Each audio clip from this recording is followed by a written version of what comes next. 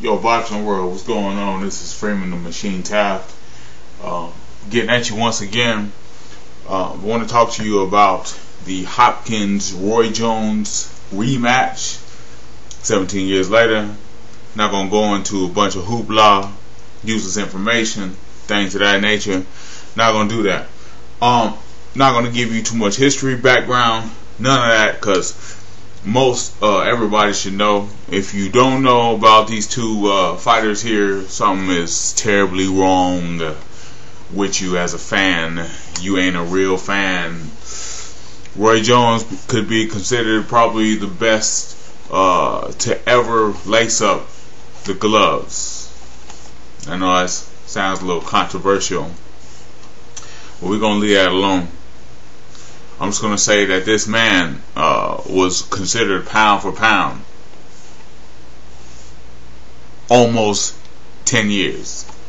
9 years this man was considered pound for pound. Now, moving on into Bernard Hopkins. Bernard Hopkins has probably had the best career I have seen in my life. Probably next to Lance Lewis. So, that's my position. I love both of these fighters. I like both their styles. I'm a boxer. I'm a boxing fan. Love boxers. Love intelligence, sweet science, and both of these fighters are pretty crafty at what they do.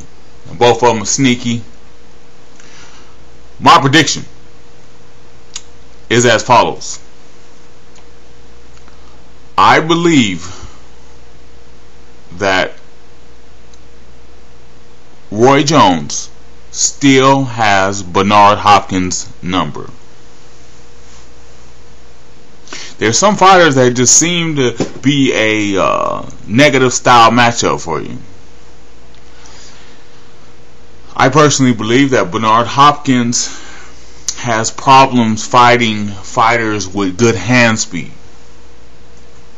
wherein I don't believe that Hopkins lost to Taylor or Joe Calzaghe. The record reflects that he lost to them. History could repeat itself. It repeated itself with Joe Calzaghe. I don't believe Joe Calzaghe won against Bernard Hopkins. The only fighter, in my opinion, to ever beat Bernard Hopkins is Roy Jones. So to see him fight Roy Jones and to redeem himself after all these years, to me, is pretty remarkable. Pretty remarkable story.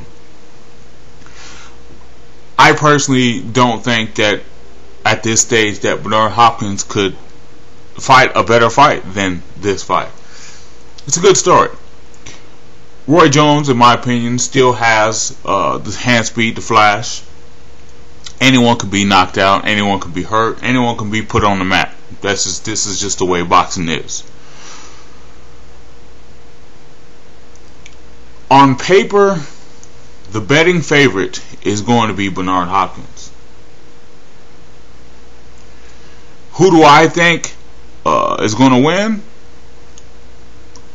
Who should win? Those are two different things. Who should win is Bernard Hopkins.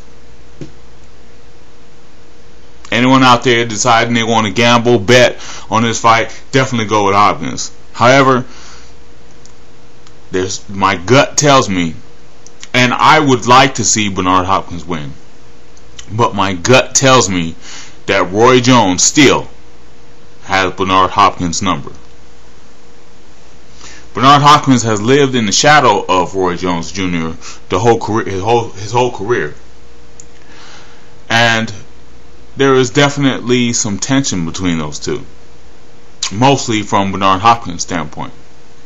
Roy Jones really doesn't have anything to prove to Bernard Hopkins. All he has to do is do the same thing he did previous. Which fighter has made the most improvements?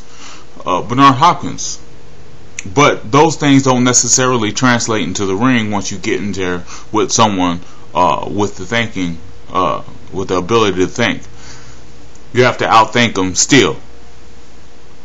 I just don't think that. I still believe that Roy Jones is the smarter of the two fighters. we'll see what happens. I'm interested to see what happens in the late rounds when the conditioning starts to wear off, the attrition starts to set in.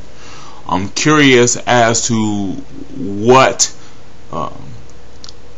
Bernard Hopkins brings to the table if he's going to go for the kill as he said he's going to do.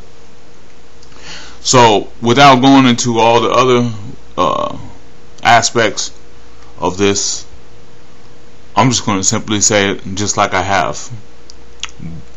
Bernard Hopkins should win, but I think that my gut tells me, I don't think, my thinking cap says Bernard Hopkins all the way, but my gut tells me Roy Jones still has the number.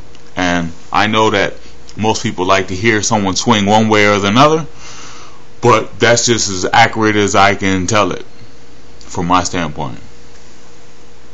I expect a good fight. I'm definitely going to watch it.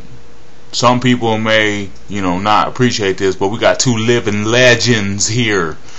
And nothing that Roy Jones does heretofore can tarnish his legacy. I don't care what he does. He can lose 10 in a row, and it will never ever take away what his historical accomplishment from being the first middleweight to get a heavyweight title in over 100 years.